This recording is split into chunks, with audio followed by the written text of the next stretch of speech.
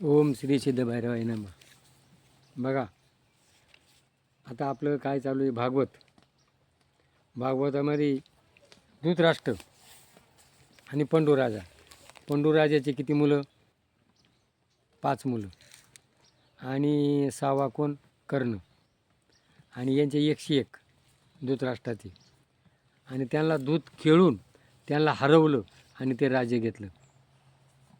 आता धृतराष्ट्राला विदुर हा कोण होता?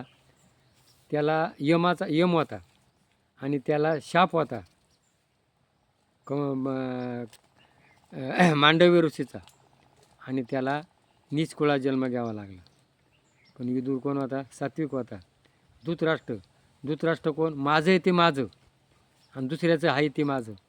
आज समाजामध्ये ही प्रवृत्ती धृतराष्ट्र जास्त झालेली आहे. माझं आहे ते माझं आणि त्याचं आहे ते माझं.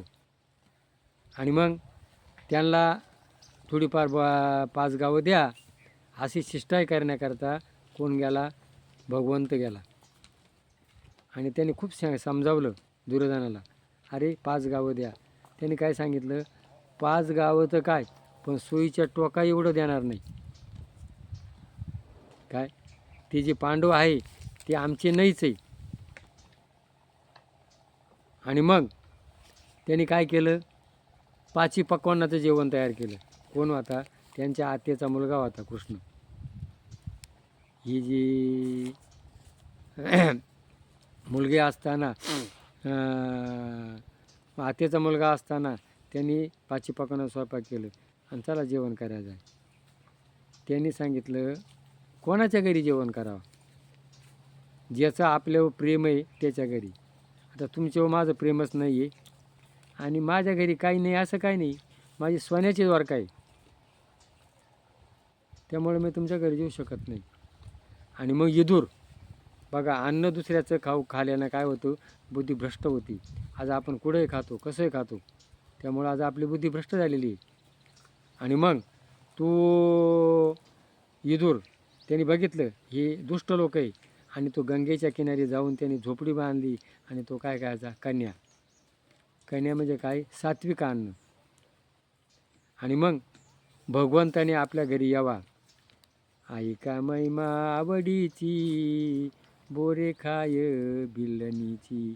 आणि सुदाम्या याची काय खाली? पोहे खाले, कन्या खाल्या विदुराच्या. आणि मग विदुर आपल्या घरी यावा अशी इच्छा होती. आणि मग भगवंत त्याच्या घरी आला. आणि बघ आता घरात काहीच नाही. त्या कन्या शिजवल्या आणि मग त्या कन्या त्यांनी आवडीनं खाल्या. देवाला काय लागती? द्रौपदीची काय? भाजीचं पान आणि कन्याचा भात. मग भगवंताला काय पाहिजे? भाव पाहिजे, प्रेम पाहिजे. आज भगवंताला आपण काय अनेक नाही ते देतो. भगवंताला काही गरज नाही. भगवंताला कोणची पाहिजे? भावभक्ती. म्हणून विदुराच्या कन्या खाल्या, शबरीचे बोरे खाले आणि त्या सुदाम्याच्या भक्तीला तो घरी तो जाऊन गेला त्याच्या तर विदुराच्या घरी. पण शेवटी त्यांनी त्याचं काय ऐकलं नाही. आजही समाजामध्ये आज ती प्रवृत्ती झालेली. आज जिकडं तिकडं झगडे, भानगडी, तंटे. बघा, संघ काही आणलं नाही, संघ काही नेणार नाही, आपलं काही नाही. पण ही माया आहे. काम, क्रोध, लोभ, मद, मत्सर, अहंकार, हे 6 विकार या कलियुगामध्ये जास्त बोकाळले. पूर्वी होते पण ते कमी होते. पण आता या कलियुगामध्ये विज्ञानाचे साधनं निघाले आणि ते साधनं घेण्याकरता काय लागतो? पैसा, धन लागतं. जमीन, पैसा, धन. आणि याच्याकरता लोक काय सगळे तोडमोड करू राहिले. आणि आज सगळा कलियुग घुसलेला आहे.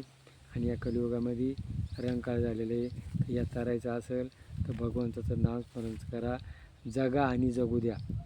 मी जगल आणि त्याला जगू देईल, ही संस्कृती उभी करा. ही जर पटलं असेल तर क्लिक करा.